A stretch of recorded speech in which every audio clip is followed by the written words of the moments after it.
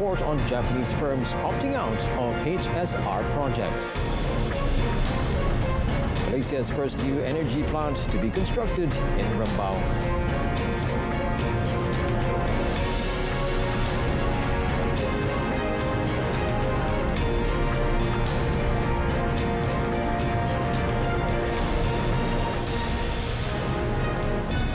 Hello and good evening and salam Malaysia Madani. Thanks for joining us. I'm Otto Othman and you're watching Malaysia Tonight. Prime Minister Datuk Seri Anwar Ibrahim said the government will study the impact of the Japanese rail firm's decision to opt out of the Kuala Lumpur-Singapore High-Speed Rail or HSR project. This comes as Malaysia only has 3 more days to meet the deadline to submit the request for information or RFI concept proposals for the project. We'll look at it. I just received the report tadi. Okay. Datuk Seri Anwar, who is also the finance minister, said this to media after performing Friday prayers at the Al-Hijrah Mosque in Desa Pinggiran Putra, Kajang today. Kyodo News, which quoted government and company sources, said it would be too risky for the firms to pledge a firm commitment without financial assistance from the Malaysian government. My HSR Corporation, Sdn Bhd, My HSR, in July last year, launched a request for information RFI process to enable the private sector to formally submit concept proposals from the HSR project through a public-private partnership model. The RFI deadline for the project is Monday, 15th January. The Ministry of Investment, Trade and Industries, MITI, one-day investment mission to Singapore has yielded 2.8 billion ringgit of committed foreign direct investments or FDIs from 2 companies. In a statement today, Minister Tengku Datuk Seri Zafrul Tengku Abdul Aziz said Singapore viewed Malaysia as a viable investment destination due to various factors, including its rule of law, strategic regional location, trainable workforce and also crucial position in many region and global supply chains. Tengku Datuk Seri Zafrul said Equinix plans to open data centers in Johor and Kuala Lumpur to provide an interconnected platform offering access to international and regional networks connecting Asia Pacific. The global digital infrastructure company has 52 data centers across 13 cities in the Asia-Pacific region, including Australia, China, Hong Kong, India, Japan, South Korea and Singapore. The minister also met representatives of a global food manufacturing company with a presence in Malaysia. He said the company plans to expand and diversify its product portfolio and will set up a facility within an advanced manufacturing line powered by Industry 4.0 enablers such as the Internet of Things and robotics of the integrated food ingredients production. Now, the construction of the country's first green technology new energy vehicle or NEV manufacturing and assembly factory located in Chembong, Rembau will create a new wave of ecosystems in the industry in Negeri Sembilan. Menteri Besar Datuk Seri Aminuddin Harun said the new factory, which is open today in stages until 2028, can also attract more electric vehicle or EV or commercial vehicle brands that require the local assembly or CKD format. The construction of the factory by CarePlus, together with Go Auto through NextV Manufacturing Sdn Bhd, is on 29.68 hectares, involving an investment of 840 million ringgit in phases. Pemilihan lokasi ini memberi makna yang cukup besar kepada kerajaan negeri kerana dengan bermulanya NextV bertapak ia bakal mewujudkan satu lagi gelombang ekosistem baru di Negeri Sembilan, terutamanya dalam industri kenderaan tenaga baru, New Energy Vehicle. Diharap juga projek ini dapat merancangkan rantaian pemasaran kenderaan EV berjenama neta di seluruh negara dan pembangunan sosioekonomi tempatan, terutama di Rembau Negeri Sembilan. He said the impact of the construction of this factory was the sustainable generation of Negeri Sembilan's economy that can be implemented at the same time, offering 600 skilled job opportunities to the people of this state. Datuk Seri Aminuddin said this when officiating the groundbreaking ceremony for the factory today. Also present were NextV Manufacturing Sdn Bhd Chief Executive Officer Lim Kui Shan and Go Auto Group Chairman Dato SM Azli SM Nasimuddin Kamal. The first phase of the project involves the development of the assembly plant in the first quarter of this year, while the second and third phases will start in 2026 and 2028 respectively. The Natural Resources and Environmental Sustainability Ministry has suggested a mechanism for the management of e-waste generated by households. Minister Nik Ahmad said the mechanism needs to be in line with the latest technological developments to supervise the disposal of e-waste and ensure the environmental sustainability. When met after the launching of the ministry's Green Lifestyle Day in Putrajaya today, Nik Nazmi said his ministry will work together with other ministries, including the Housing and Local Government Ministry, the Energy Transition and Public Utilities Ministry, and the Investment, Trade and Industry Ministry for the purpose of preparing the mechanism.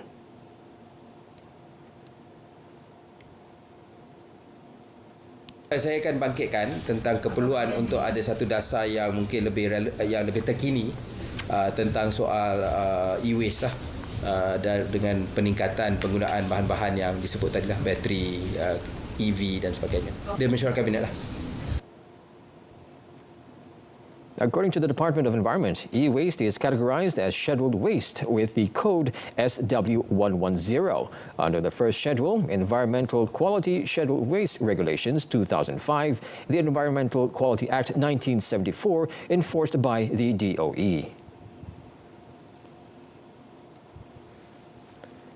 Transport Minister Anthony Loke emphasized that any discussions regarding the revival of grounded low-cost carrier My Airline Sdn Bhd will be based on resolving refund issues and settling unpaid staff wages. Now, he revealed that he will be meeting with My Airline today that is expected to delve into details of a potential revival proposal in light of the carrier's reported success in securing a West Asia investor.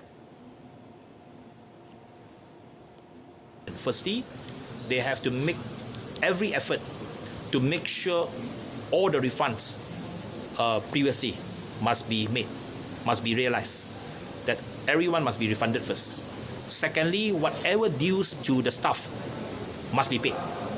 So if they can fulfill these two conditions, then only we start to talk. Without these two, no way that we can compromise. And thirdly, of course, all the other, in terms of their safeties, in terms of their applications, have to follow normal procedure.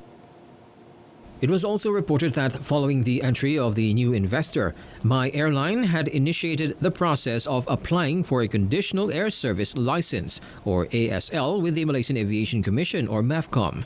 My Airline announced the suspension of its flight operations starting October 12, 2023.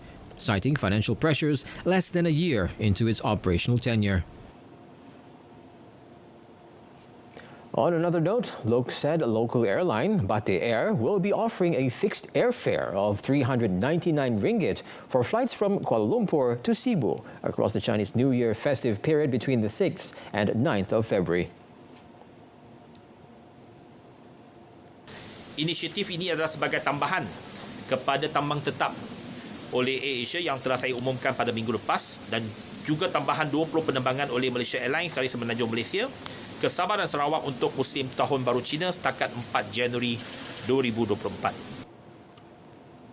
Apart from that, Loke said Kereta Api Tanah Melayu Berhad KTMB will be adding 6 more electric trains, or ETS, daily during the same festive period.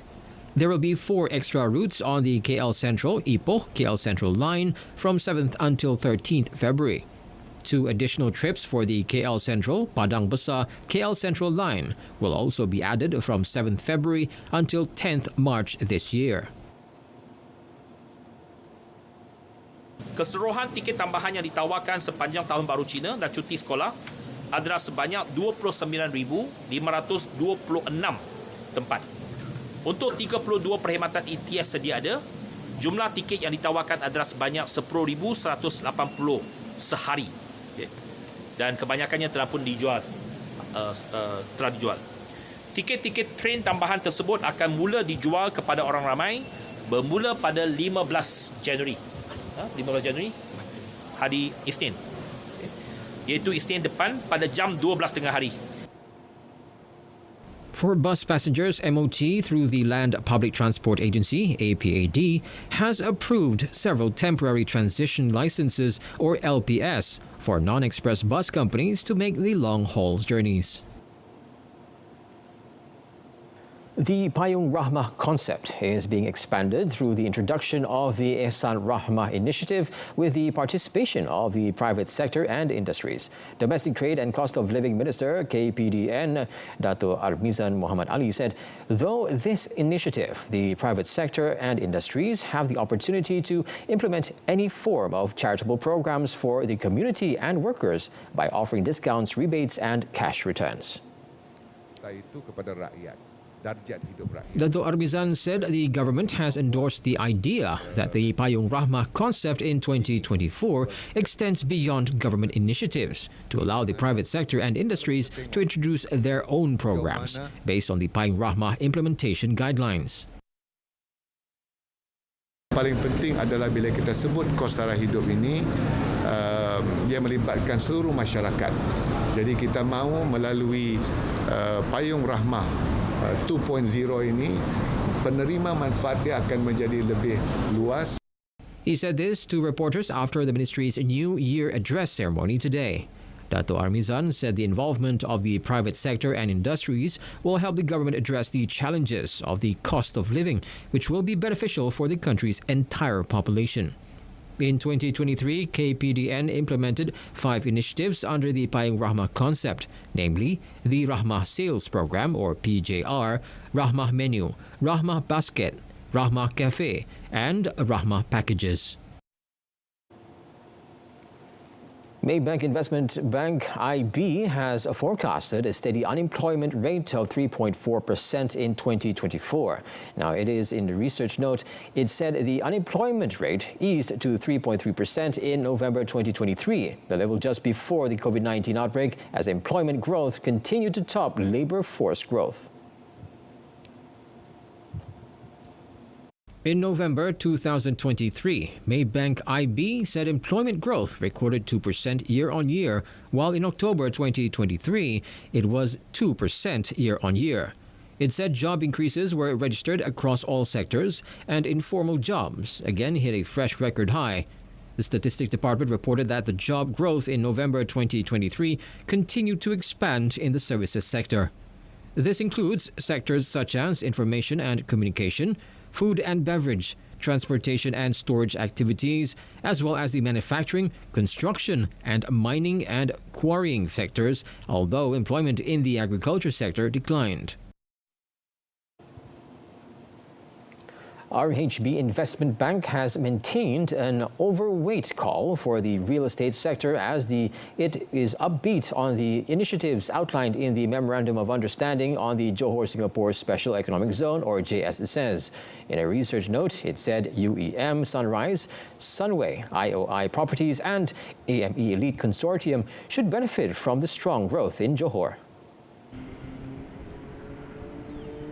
It said some initiatives mentioned at the MOU are important to attract local and multinational corporations in Singapore to expand to Johor. These include a one-stop center to facilitate business applications and approvals for licenses, implementation of a passport-free QR code clearance system at both sides, and the adoption of digitized processes for cargo clearance at land checkpoints.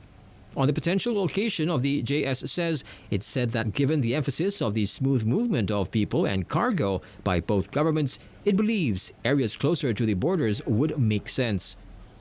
UEM Sunrise and Sunway, which own 944.53 hectares and 716.29 hectares of land near the Tuas Link, could be the biggest beneficiaries, since Johor's economic growth is expected to be robust in the coming years. According to media reports, a definitive agreement which includes details of the JSEZ, including its physical location, is expected to be signed in the fourth quarter of 2024. Bursa Malaysia closed the week on a positive note as the key index settled at its intraday high today, despite the weaker performance in most regional markets, with buying mainly focused on utilities as well as financial services stocks. At 5 p.m., the Bursa Malaysia KLCI rose 4.34 points to 1,487.34 from yesterday's close of 1,483.00. Now, turnover declined to 4.08 billion units, worth 2.84 billion ringgit, from 4.64 billion units, worth 3 billion ringgit on Thursday. The following are Bursa Malaysia's most active and top gainers counters.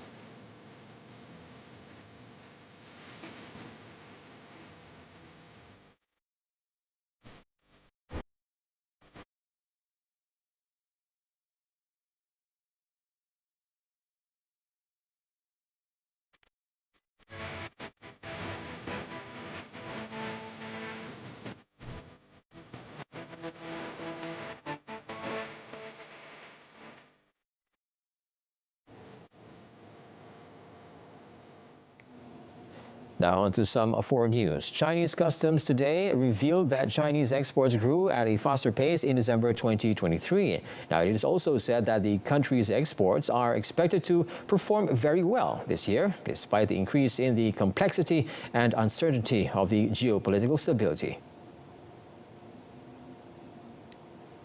贸易保护主义、地缘政治冲突不断加剧。 还有像最近的红海航运通道受阻等不确定、难预料的因素，都会对贸易活动形成干扰。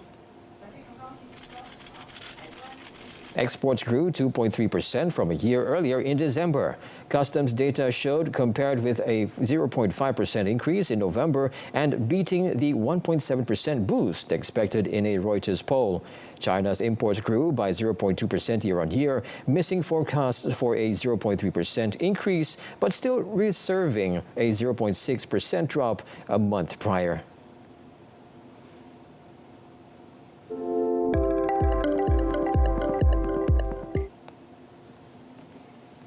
And now we move on to the next segment of our bulletin, On the Table. Now over to you, Brendan.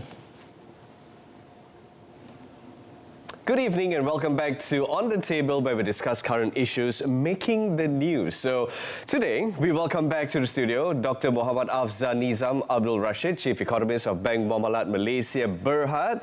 Now welcome back to the show, sir. Most welcome. All right. So now the Central Database Hub, Padu. You know, Padu is all the talks for this week, right? Now, this is, of course, the unity government's latest initiatives to properly identify and send out assistance to those who deserve them. Hence, of course, targeted subsidy recipients, right? So who are we looking at here? The M40 groups, the B40 groups, or are we just looking away from these categories? Yeah, sure. Well, I think, as you mentioned, I think we are trying to move away from that categorization, M40, B40, T20 and whatnot, because those numbers are very headline in nature, but it doesn't tell you much in terms of the components of the expenditure being spent on by these households. What are the typical consumptions and perhaps some information on their debt obligations. So on that note, perhaps Padu would have a better sense of the financial positions of our society. So on that, based on that information, then any form of assistance can be designed, can be targeted, and hopefully those who are the recipients of this cash aid will be beneficial. Yeah. Right. Okay. Cool. So this registration drive is definitely crucial for the government to identify so that targeted subsidies can be reached out to those in need. Right. However, there will be pockets of societies, in particular, of course, you're talking about the rural areas, who are probably not too keen on, getting themselves registered for this Padu initiative. So some folks are going to be left out. Is it true? Your thoughts on this? Well, I think my sense is that I think the government needs to go to the ground and perhaps mobilize their machinery effectively and at least try to tell about the benefits of having Padu, get yourself registered, and that way, that's how you will be able to get all these cash aids or any forms of financial assistance from the government. And perhaps there could be some misinformation among our society, especially those who are in the rural areas.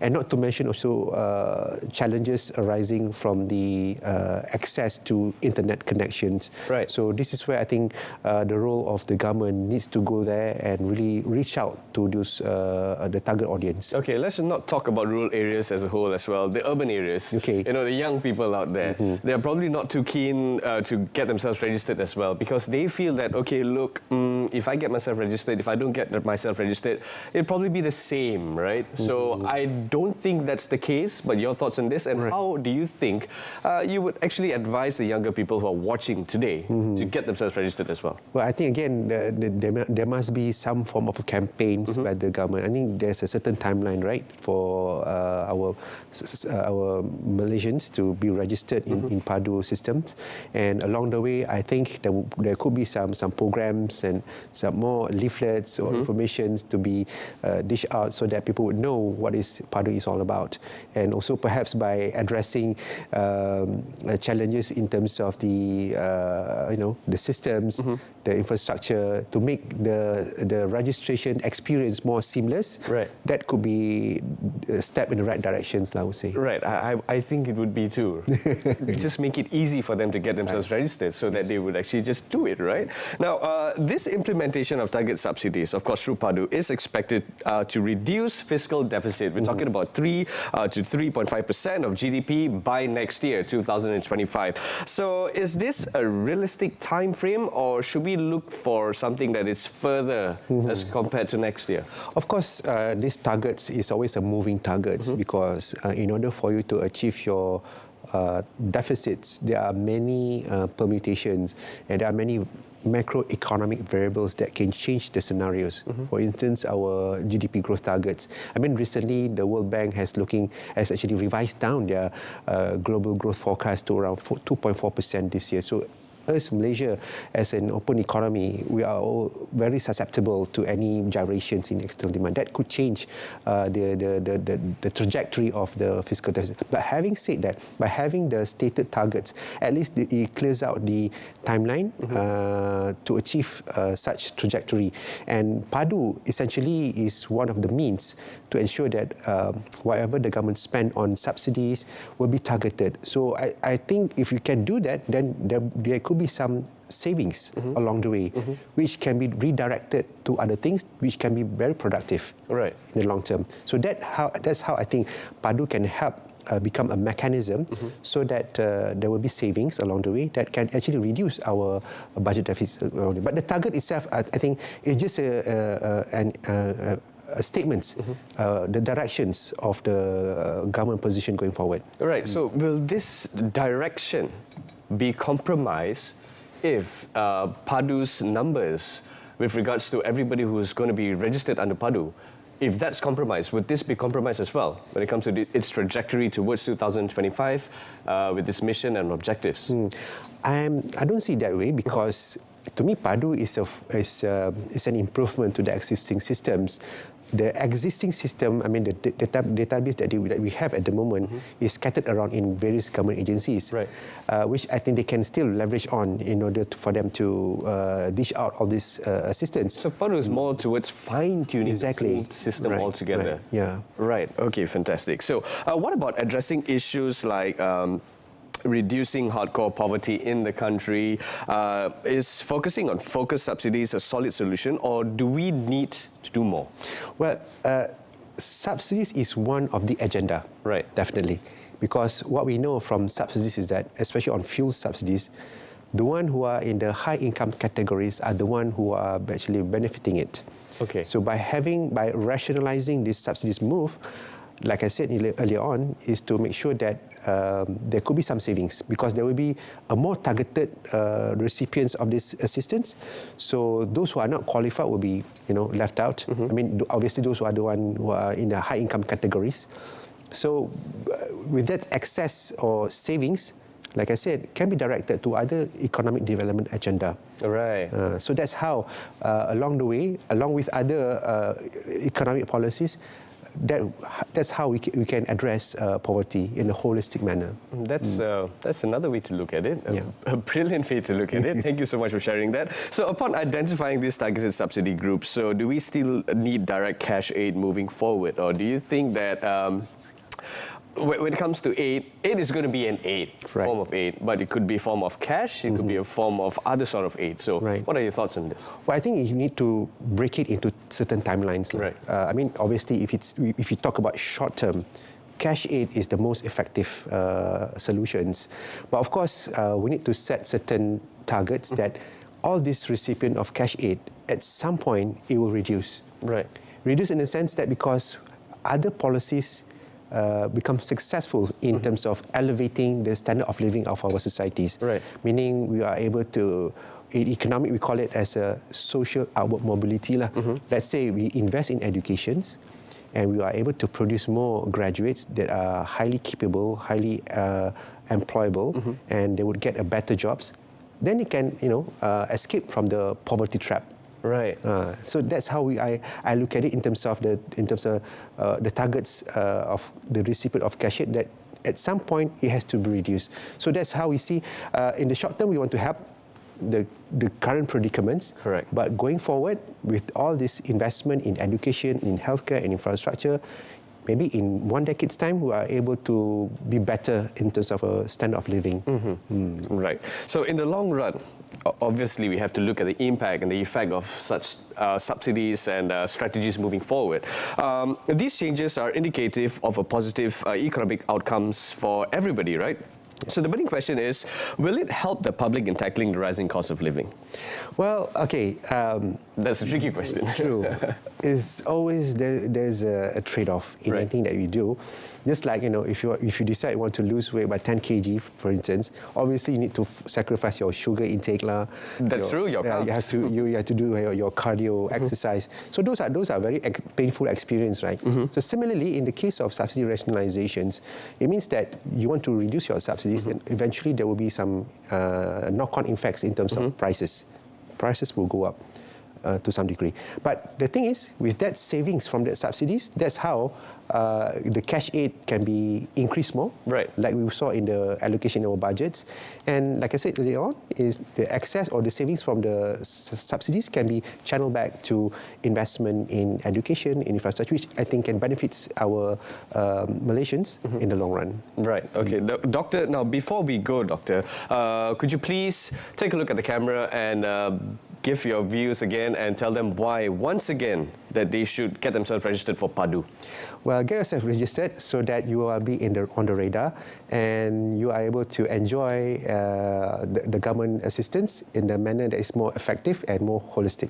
Nice, nice. Short and sweet. Thank you so much, Doctor, for being on the show. Dr. Afzal Nizam, I'm afraid that's all the time we have today, and we appreciate all the insights and all the infos that you have shared with us. So we hope that it would definitely bear fruit for you and your family at home. So thank you once again for all the wonderful insights that you have shared with us. Dr. Afzal Nizam, now back to you. Thank you very much, Brendan. And with that concludes this edition of Malaysia Tonight. In our top story, government to review report on Japanese firms opting out of HSR project. Till then, I'm Otto Othman. From the river to the sea, Palestine will be free. Thank you for watching.